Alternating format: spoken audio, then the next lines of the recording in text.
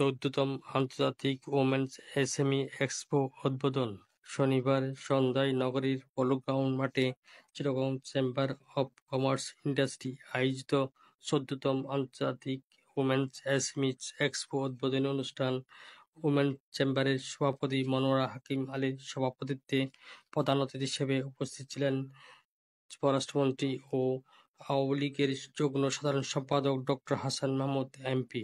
বিশেষ অতিথি হিসেবে উপস্থিত ছিলেন বাণিজ্য প্রতিমন্ত্রী Ahsanul Islam Titu MP, Dilwara Yusuf MP, Shamima Harun Lobana MP, FBCCI সভাপতি মাহবুবুল আলম, মহিলা সংস্থার সভাপতি সেমন আরা তৈয়ব।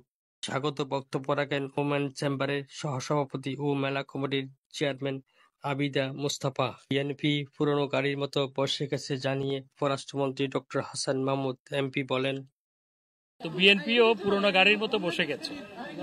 বসে যাওয়াতে তারা ওই স্টার্টে রাখার জন্য মাঝে মধ্যে স্টার্ট দেয় দলটাকে, এবং সেই জন্য গতানুগতিক কিছু কর্মসূচি পালন করে।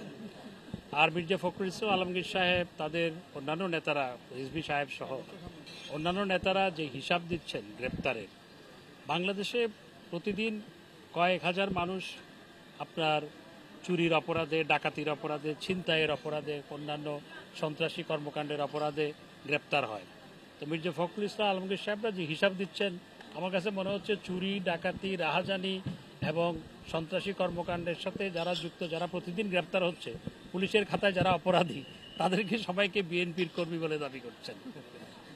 এটাই তার কথাই মনে হচ্ছে। আরেকটি বিষয় হচ্ছে, বিএনপির কোনো নেতা কিংবা কর্মীর বিরুদ্ধে কোনো রাজনৈতিক মামলা দেওয়া হয়নি। তাদের বিরুদ্ধে যে মামলাগুলো হয়েছে সেগুলো গাড়ি পোড়ানোর মামলা, সন্ত্রাসী মামলা, পুলিশের উপর হামলার মামলা, মানুষের উপর হামলার মামলা, এই সমস্ত মামলায় তারা গ্রেপ্তার হয়েছে। তাদের বিরুদ্ধে আদালতে মামলা বিচারাধীন আছে।